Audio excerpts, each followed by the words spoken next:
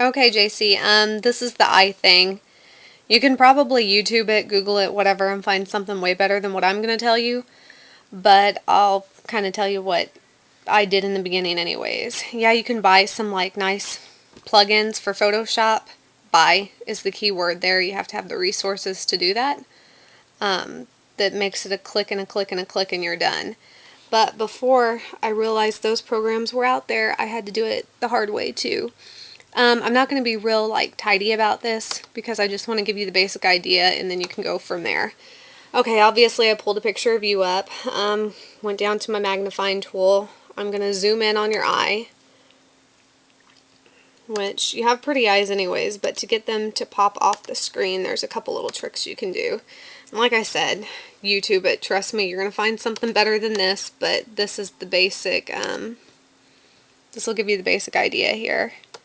Let me pull your eye into the center. If you know how to work with layers, you can do it that way. Basically, go up to your layer tool.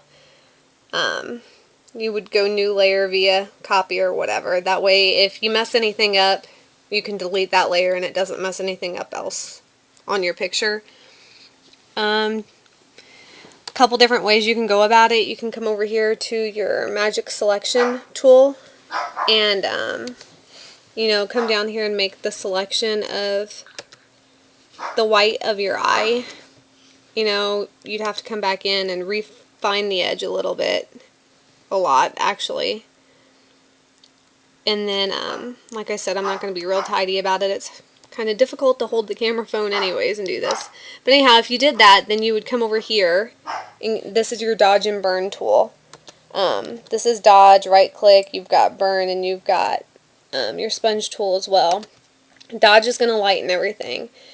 Now, key is like moderation. You don't want to overdo it, and you want to kind of go with the natural way the eye looks. Like, you can't make it like really bright all the way back to here, like that, because it just doesn't look natural. It's going to give it a real flat appearance, but I'm just going to kind of halfway it and show you that for now. Anyway, so if you do the magic selection tool and make like your border and stuff really nice and neat in there, you can do it that way. I actually have better results not doing it that way, so I'm going to deselect that. I've got the dodge tool now. I just kind of come in here and do it just a little bit. Like, see, this just, I don't know, to me it looks too rough, but you can blur your edge and stuff to where it doesn't look like that. But, anyway, so yeah, this is going to brighten it up. It's going to take any, like, red, bloodshot kind of stuff out of there. You're kind of getting a reflection off my phone here too. But if you want to make this pop, you can kind of dodge like just right around the pupil a little bit. That's what I would do. Then you want to come back over here and to your dodge and burn. You want to take your burn tool this time, and you want to get your brush about the diameter of your pupil. You darken that up, and then you can also come along the edge of the iris and darken that up, and that's going to kind of make it pop. And like if you wanted to make your eyes green or purple or whatever you wanted to make them, you can come and do that too. While you've got your burn tool out, like I always kind of like go in along the lash line a little bit, like not too thick and not too much, but just a little bit to make the eye stand out a little bit. So you do that. If you wanted to add color, you just come, pick your color. Like that's a pretty blue. I'll just leave it like that for now.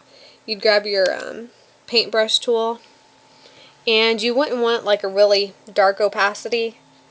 You're going to want to keep it like, this is at like 25%, and my flow's at like 50%. You're not going to want a whole lot because you don't want to overdo it, but like just a little blue in there, and it kind of really gives it that pop wow factor.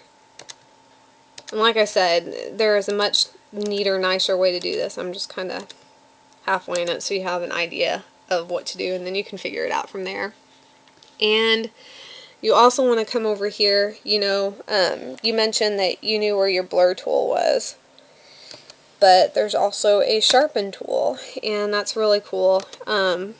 Once again, you don't want to use too much of it because it's going to make it look really noisy. Just enough to kind of come in here and maybe sharpen the lashes and... I hit the wrong key.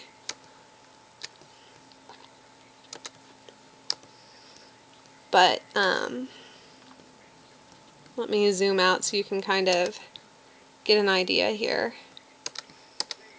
Like I said, I just kind of half-weighed it and played with it, but there's the eye we worked on, and there's your other eye. So, in the scheme of things, when you zoom out, okay, this is what I'm talking about though, like overdoing it. That looks way fake, way too bright. If you cover that part up, like that center doesn't look bad. It's brighter than this eye. It's going to make it pop a little bit, but like I said, I was just kind of demonstrating there, so don't go overboard with it. And that's an easy way to get your eyes to pop. The easier way is to buy the plug-in though. Good luck with it.